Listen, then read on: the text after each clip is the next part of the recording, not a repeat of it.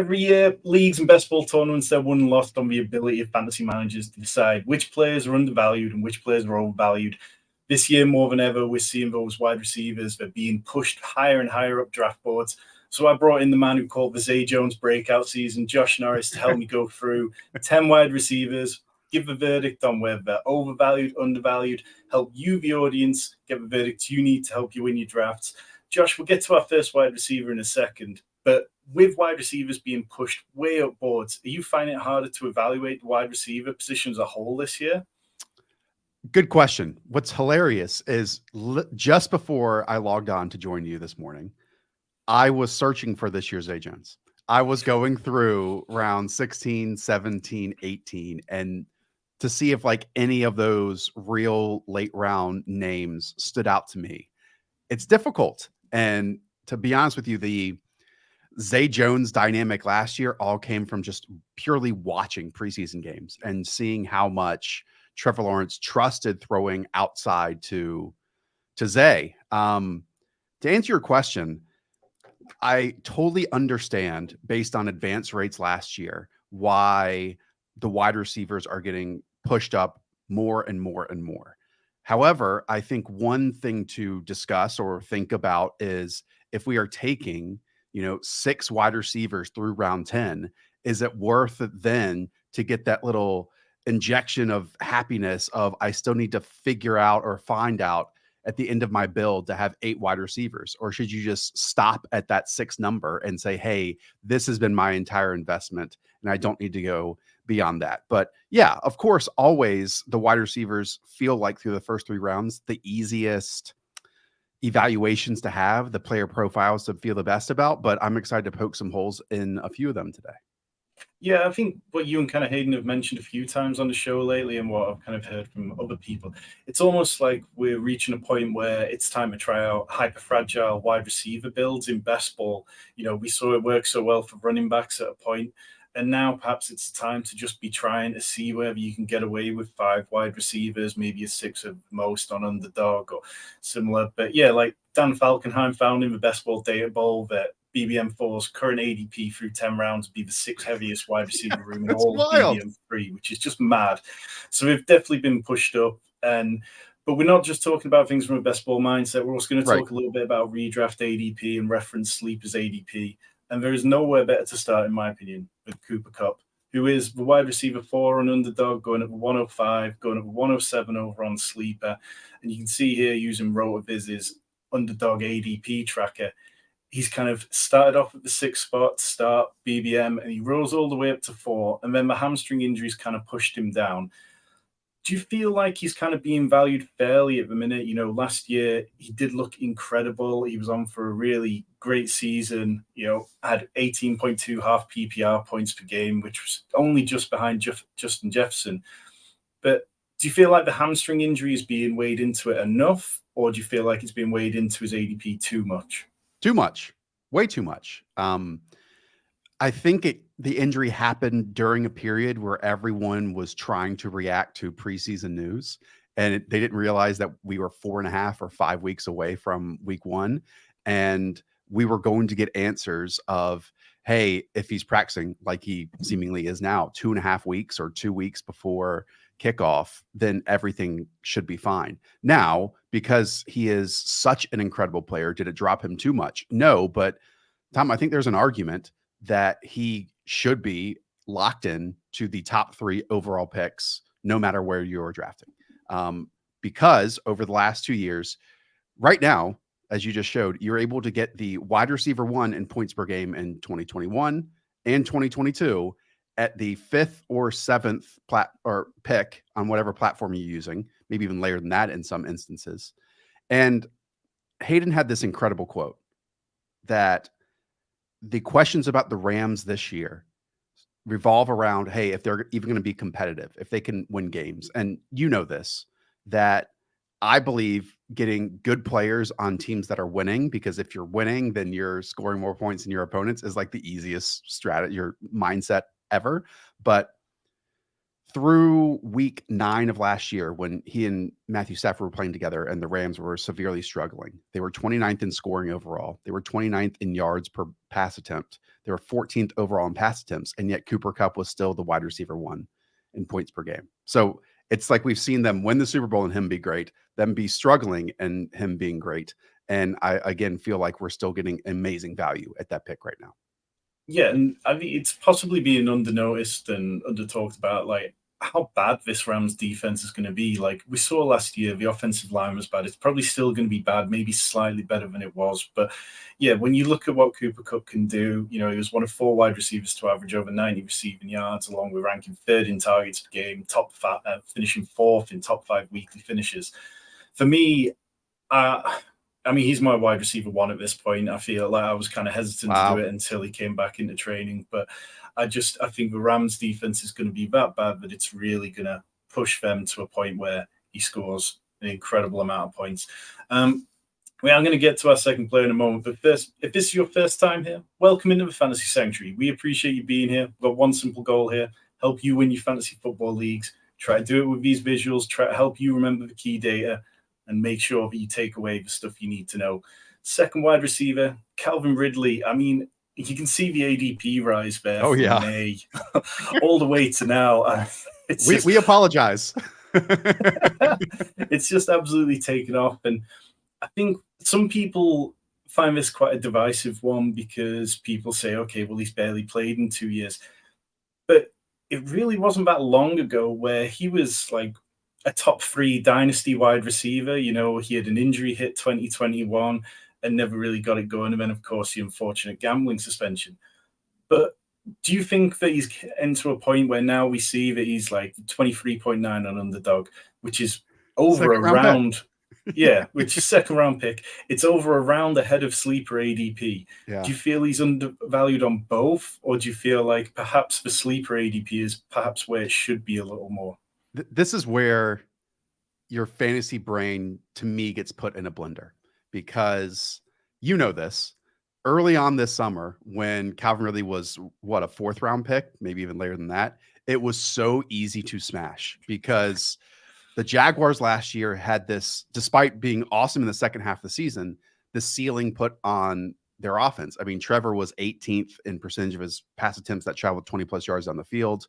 And then you bring in Calvin Ridley, who unlocks all of that. I mean, this sounds like a long time ago, but back in 2020, he led the NFL in 20-plus yard targets. And then immediately during OTAs and training camp, I hear from people, you can read it in, John Shipley's beat writings and covering of the practices, that he just looks different than every other wide receiver out there. And then that's the reason he goes up, and we see it on the field too, up to 24 overall. But yes. is that just too far, Tom? We get to this point where, hey, in my brain, I can easily make the case for Calvin Ridley over and over and over again to unlock this team. However, now he's being drafted around certified studs. He's bookended by Devontae Smith and T. Higgins, where you really can't poke holes in their profiles at all. And you can pretty easily do that for Calvin Ridley. I think it's an easier click in best ball in some ways because so much of best ball we're looking for ceiling outcomes. And I think that's why his ADP, when we go back to this slide, you can see it's 42.2 on half PPR sleeper. But it's playing scared a bit. I think, people are afraid of shooting for the moon in redraft, whereas in best ball, we're always looking for those ceiling outcomes and looking for those players who can give us those complete ceiling outcomes. So I definitely understand why some people have hesitancy. I mean, we just saw Deshaun Watson come back from a long period off the field and look absolutely terrible.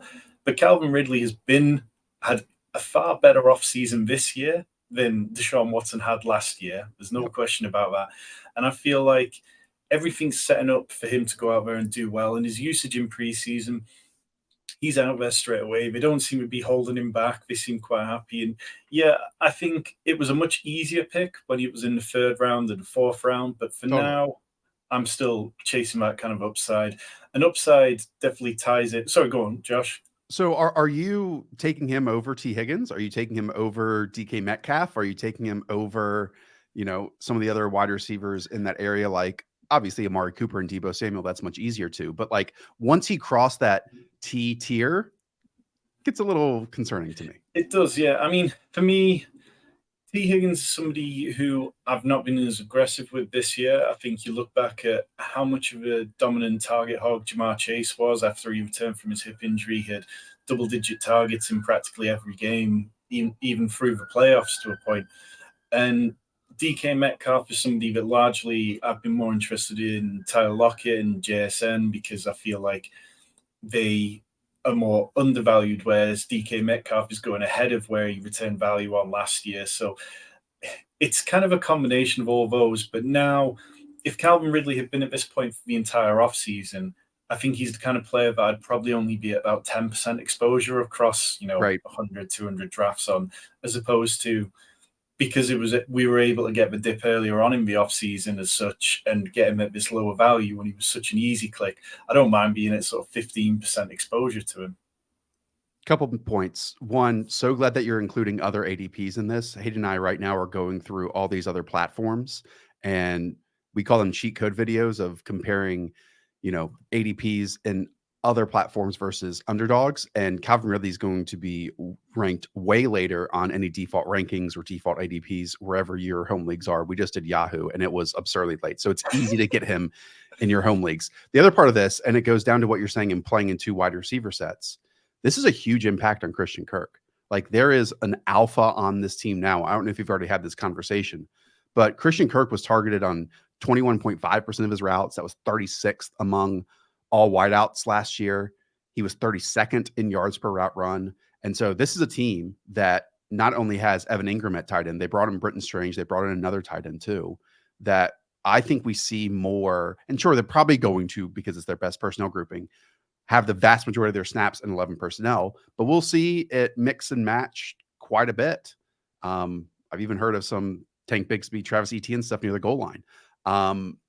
But that severely hampers Christian Kirk. And I think he was going as like wide receiver 28. I'm totally out on that price tag right now. Yeah, very much. That's kind of how I've been dealing with it. I feel like I don't mind taking Christian Kirk when he slips more than 6 spots past ADP, but for the minute, it just feels like a very difficult click in an area of the draft where I'm looking for kind of better outcomes. And, we've talked about the ceiling outcomes for Calvin Ridley. Another player with like real ceiling outcomes is Christian Watson. Again, he's kind of risen up in ADP as there's been reports that Jordan Love's kind of looked okay. I don't know whether it's just wide receiver first drove him up on Underdog to the point where he's at 40.3, on Sleeper he's at 55.6. And it feels like this would have been such an easier conversation to have about Christian Watson if Aaron Rodgers was still in Green Bay. With Totally. Jordan Love, we just don't really know what it is. I mean, Jordan Love has less career dropbacks than Trey Lance, who now looks like he could be very much out of the league. And you look at that sort of 4-week spell for Christian Watson last year between weeks 10 and 13, where he put up 99 PPR points. He was a wide receiver 3 in that period. But now it feels entirely possible that Romeo Doubs could end up being Jordan Love's primary target. And, Doubs is available 60 picks later. Do you feel that Watson's possibly a bit overpriced, or are you okay chasing that ceiling? Real quick, I really appreciate these visuals, and I hope your audience does too, because I know that it takes so much longer to prepare and have something other than just like 2 floating heads. So I appreciate these details, Tom. Okay, getting to Christian Watson.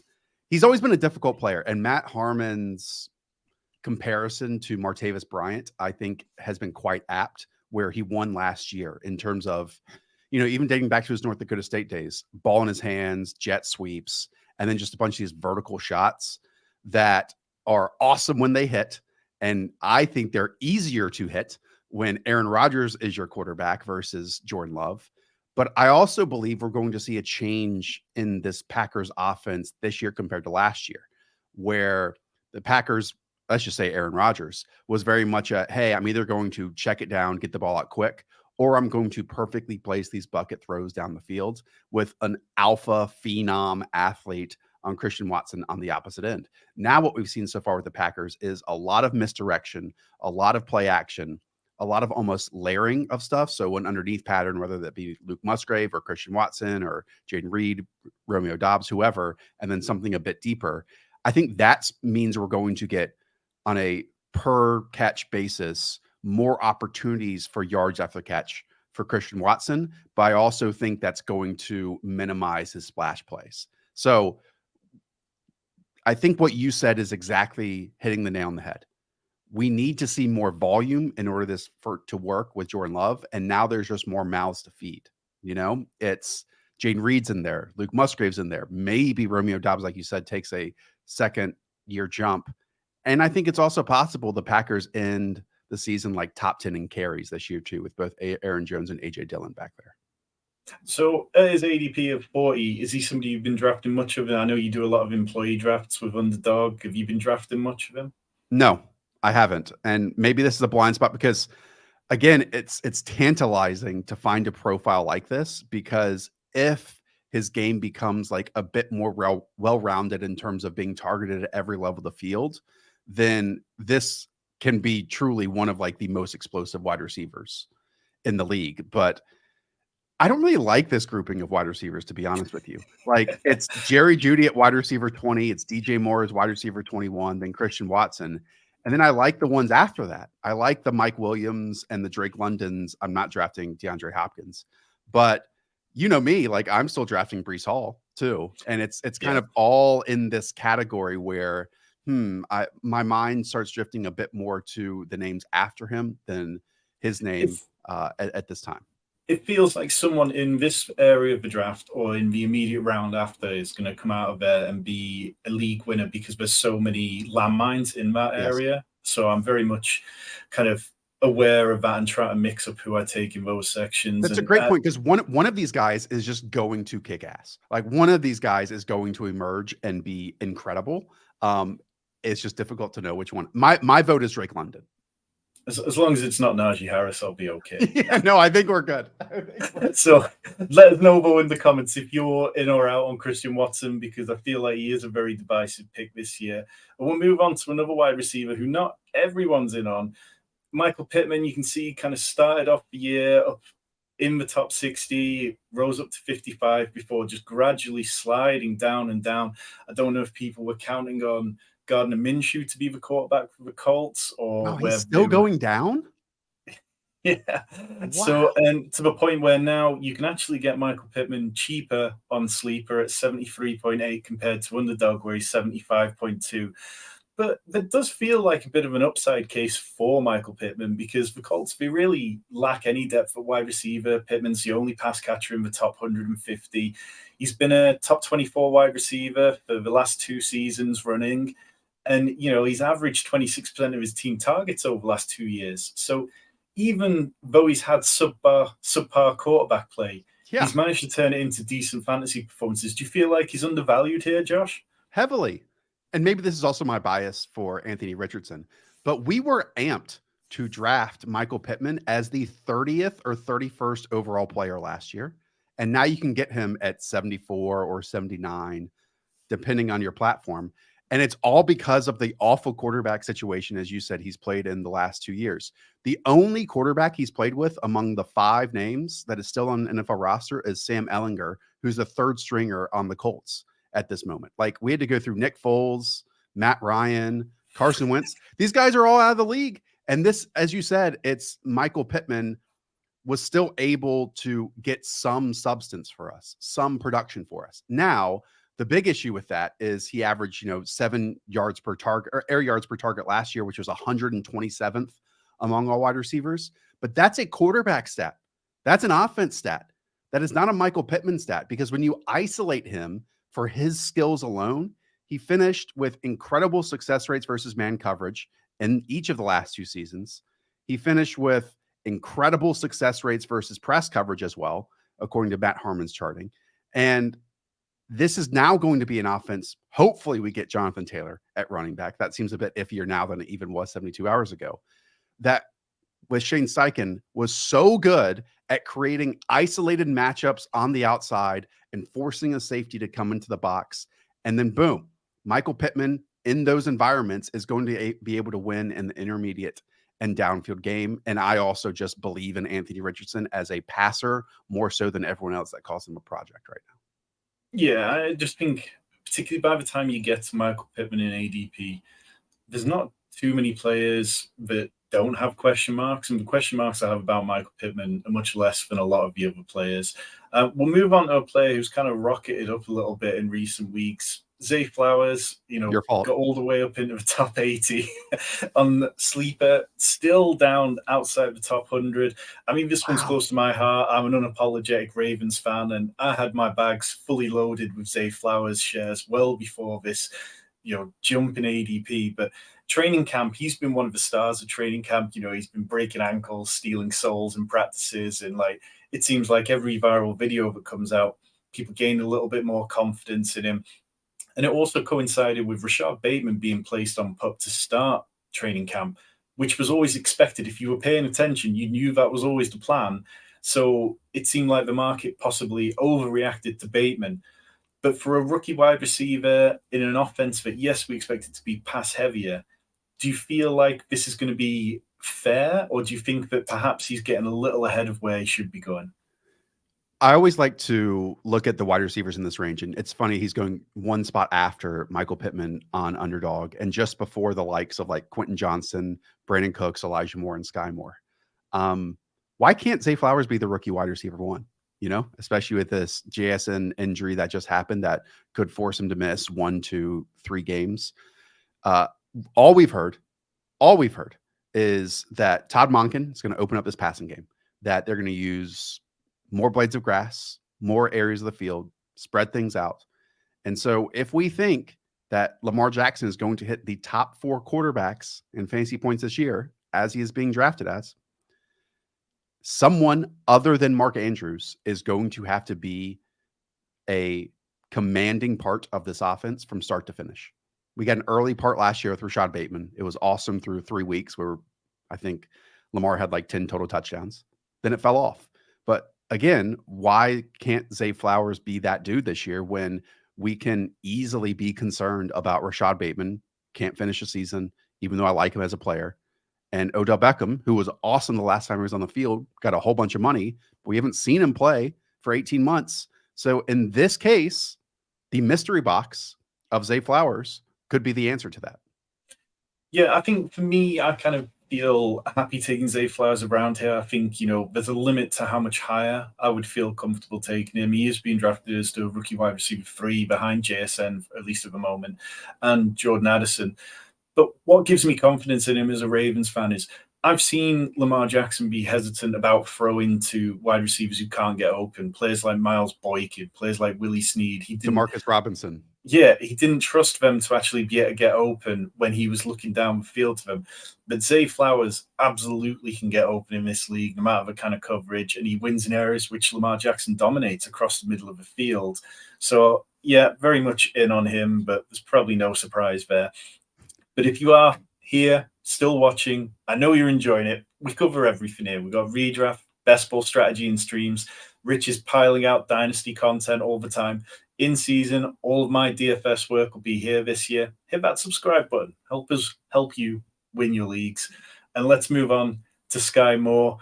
I mean, the Chiefs, they have a wide receiver room that's featuring Marcus Valdes-Scantling, Darius Toney, Skyy Moore, but they were linked to Odell Beckham. They were linked to DeAndre Hopkins, and it seemed like they ended up not taking on one of those because of the money involved.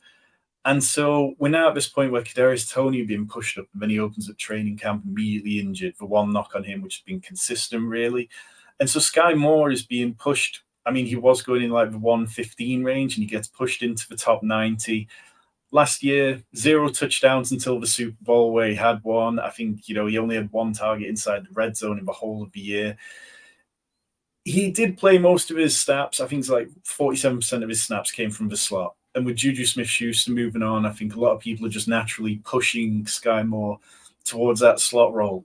But do you think it matters? Do you think this Chiefs team need a wide receiver 1? Or do you think that Skyy Moore is a safer bet than the rest of these kind of Chiefs wide receivers? No, I don't think it matters, because the Chiefs treat their wide receivers differently than every other team. You know this, and other shows talk about it too. We look for players who are out there in 2 wide receiver sets because they're seeing a bunch of snaps. It's easier to get targets in those environments. But the Chiefs, other than Travis Kelce, it's like a horses for courses type thing. It's hey, this down and Moneyball. distance. Yeah, it's this down and distance. It's this play. It's this personnel grouping, and we're just going to rotate in and out. It's like almost hockey substitutions, and on the fly. And because of that, I don't know if we are going to see an alpha, a number one wide receiver emerge on this team. It's a hilarious conversation I see all the time where someone on Twitter says, "Oh, you can draft Patrick Mahomes as wide receiver 1 at pick 100 or pick 90 now or whatever it is, whether that be Skyy Moore or Kadarius." Can you? Can you really? Like, no, I certainly believe that Skyy Moore is going to have weeks this season. I think Rashee Rice is going to have weeks this season. I think MVS is going to have weeks this season. Justin Watson, when they go 3 tight end packages, is going to be the only wide receiver out there at that time. It's because they just play the game differently at this moment. So I don't know if we can use the same logical thinking of how we perceive other wide receiver groups to the Kansas City Chiefs. And I think at this point, Skyy, even though I really liked him when I went back and isolated his tape, I think it might be a bit out of control, but we got to this point last year too, So if you were playing on Sleeper and looking at a I'm fine with league, it. I'm fine with 127th overall, you'd be okay with this one, yeah? Yes, yes. It's just, it's like, last year was definitely not an impressive season, just 2 top 50 finishes, only 3 games with 3+ targets. And I think it's kind of easy to say, okay, well, he only got 1 touchdown last year. Any wide receiver playing with Patrick Mahomes could be good for 5 touchdowns or so in a season and automatically push what we think can happen into it. And I'm just a little bit wary that none of these are going to be any good for redraft. For best ball, it's too tempting. You talk about that kind of week 17 game, which I know isn't the be all and end all for every contest, but Chiefs Bengals, that feels explosive on paper, and particularly if the Bengals defense regresses this year. Final point. This team really does utilize misdirection near the goal line in terms of manufactured touches for their wide receivers. I think the perception is a lot of that is now going to Skyy Moore, something that we've seen from Miko Hardman in the past, something that we saw obviously from Kadarius Toney in the Super Bowl, Skyy Moore in the Super Bowl too. And again, I think many just believe that that's going to be headed in Skyy Moore's direction. I wouldn't be shocked if Rashee Rice gets that too, in terms of his yards after catch capabilities. So I know that might only equal, even though we saw it with Miko Hardman against the 49ers, like 3 touchdowns in a single game, it might only equal 2 or 3 for the entire season. But that could be, 3 of one wide receiver's total of 5. And again, I'm not sure if Skyy's locked in to get that at this moment. Yeah. So let's move on to another wide receiver in kind of a similar range. Nico Collins, a lot of people expected him to kind of break out last year, and it didn't really happen because injuries kind of got in the way. He only played 9 full games, scored an average of 9.7 PPR and awful points. Quarterback play. Yeah, exactly. And you can see his ADP. It was low, but this one feels like it was camp reports really pushed this up. I mean, I did a draft with Pat Crane on a lesser best ball platform than Underdog earlier this offseason, and Nico Collins' ADP was in the 160s at that point, and Pat was like, we have to push that higher. I would take Nico Collins in the top 110, and that's where he's going on DraftKings, on Underdog 119, Sleeper 151. And there were little glimpses, though, because when he was healthy between weeks 10 to 13, he had 2 games with 10 targets. He was on pace for 120 targets as well. So it's like, do you feel like we're clinging on to too small of a sample size with a different quarterback and in a different offense? Or do you feel like Nico Collins can be the wide receiver 1 in an offense which is crying out for somebody to stand up and become that? That, and I think he's like the only prototypical X frame on the team when everyone's getting excited for Tank Dell, who's like, 165 pounds, who's been playing on the outside and playing on the inside. But like right now, it seems like their top 3 wide receivers locked in are Nico Collins, Robert Woods, and Noah Brown. That can obviously change. I also believe that this team is going to run a whole bunch of different personnel groupings that we've seen during the preseason, whether it be 2 tight end sets, throwing a fullback out there, and Andrew Beck, who will do his best Kyle Juszczyk work. This is a 49ers-esque personnel grouping cycle. And because of that, the number 3 wide receiver on that team, whether it be Noah Brown or Tank Dell or so on and so forth, I think is going to get really pushed down the pecking order in terms of opportunities. But because of that, Nico Collins is probably going to be out there in 80, 70+% of snaps. I like him as an individual talent. I liked him more where he was going later on this summer, and he was everyone's pick to be a late round sleeper that emerged. And because of that, as you said, now he's going in the 10th round. Yeah, I mean, it's tricky, definitely. I think there's some value there, and I think it's an interesting one because we talk about kind of those playoff weeks in best ball formats. They played the Tennessee Titans twice in weeks 15 and 17.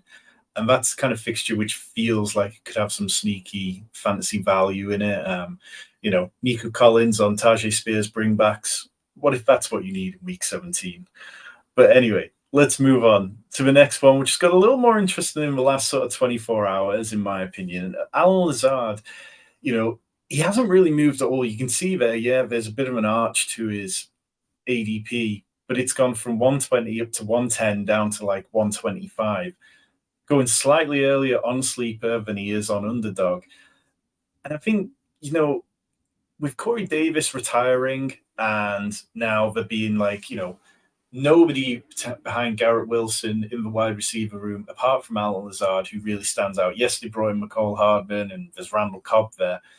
But should Alan Lazard be getting pushed further up the draft boards, or have we seen enough to know that Alan Lazard can't really be that dude? I think I'm totally out on Alan Lazard. It was a very different environment last year when he had his best opportunity. And sure, he dealt with injuries too. He had 100 targets last year, but that was because he was the only trusted wide receiver on that team for like the first half of the season. I mean, again, we talked about in the Christian Watson discourse, the first 9 games were like non-existent for Christian Watson. Romeo Dobbs, a 4th round rookie, was the only other starting wide receiver on that team, and they literally had no tight ends. So that was his best chance to succeed. And now I actually think maybe there's some confusion of what the Jets might be this year. I know that they brought in Aaron Rodgers, and so when you bring in a quarterback, you think you're just going to throw more. I think this is going to be heavily reliant on the running backs, heavily reliant. And whether that be the running game or in the passing game, like the Breece Hall, Aaron Rodgers dynamic just makes me think of Aaron Jones and how he can be utilized there. Obviously, it sounds like Dalvin Cook's going to get a lot of run once he returns to practice. And then the real wide receiver usage that we care most about is the inside the 20. It's the red zone work. If you ever go back to the Aaron Rodgers, Devontae Adams connection and pull up on Pro Football Reference, the red zone targets, Devontae Adams is always top 5, top 3, heck, even top 1 with his connection, because it's like they didn't even call plays at times. It was option routes. It was, hey, look at the defense, look at the coverage, and we're going to get you the ball. And sorry, Tom, that's going to be Garrett Wilson over Alan Lazard in my mind every single time. I think, it's definitely not a position I would take any kind of aggressive stand on. I think I'm just slightly more open to it because before now, I and others sort of wrote Corey Davis into a role where it was like, okay, well, he's going to play, But as a blocker, like I think that's the vision that they had for Corey Davis and Alan Lazard was like, hey, since this is going to be a heavily running back focused offense, these guys are awesome blockers. Yeah, no, I'm good with that. Okay, let's move on. We've got a couple more left to do. Jonathan Mingo, we see that like his ADP, it went up and then it slowly crept back down, but it feels like it could be in for another jump now that DJ Chark's dealing with a hamstring injury. And I kind of get wary with rookies sometimes when people start saying, okay, well, someone's got to catch the ball. We saw it last year with Alan Lazard in Green Bay. We saw it last year with Darnell Mooney in Chicago. Mingo's going at 143 on Sleeper ADP, 153 on Underdog. I mean, in terms of as a prospect, he's an interesting prospect because there was a lot of undersized wide receivers in this class, and he's somebody who really can go up and catch the catch point. He's 6'2", 220 pounds. But do you feel like this is another situation similar to Darnell Mooney and Alan Lazard last year, where players being pushed up simply because there's nobody else who we believe in? Or do you feel like Mingo's still undervalued? This all is dependent on your individual evaluation, prospect evaluation of Jonathan Mingo, I believe. Based on that chart that shows his arc of ADP, I'm not doing my job well enough to convince people that Jonathan Mingo is like an actually good player. I believe he is. And I know that this might not really matter. But if you go back and look at like the first wide receiver draft in the second round over the last few years, it's like Michael Pittman. I believe it's Christian Watson. It's T. Higgins. It's Elijah Moore. We can keep going on and on and on with that. He perfectly fits, and he's already a starter on this team. That's helpful. Now that DJ Chark, he's actually playing a different spot than DJ Chark, who is, the vertical downfield field stretcher. That's probably what Terrace Marshall would have played if he didn't suffer this back injury. We know that Adam Thielen's working in the slot, and Mingo's kind of this movable Z that gets put in motion. And I think he's going to be featured heavily on RPOs, which I think will be a massive part of a Panthers offense. And, JJ, Zach Harrison, Ben Gretsch have done these very awesome studies on mobile quarterbacks with top 5 usage of RPOs in the NFL, and everything seems to be funneled towards one certain wide receiver in those instances. And to me, that's Mingo, as we saw in the preseason game against, the Giants, that little look route, saw blitz, absorb contact, keep going after this. It's a big positive that he's already going to see snaps early in the season. And I think Mingo's going to be that player that when we look back in week 6 or week 7 or week 8, he really hits his stride, settles into the league, and we could see a big second half of the season as long as this offensive line isn't the absolute stone worst in the NFL.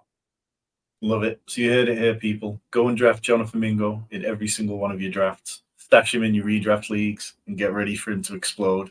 Last up, we've got Jalin Hyatt, who, again, another player whose ADP's kind of been all over the shop. He's settled into 161 on Underdog, 171 on Sleeper. And his ADP was higher. You can see up at over 150 earlier on in the offseason when Best Ball Mania opened. And then it dropped. And it dropped at a point where all the press was talking up Paris Campbell as being the wide receiver 1 with the Giants. And then slowly as training camp opened up, you see it bottomed out in July.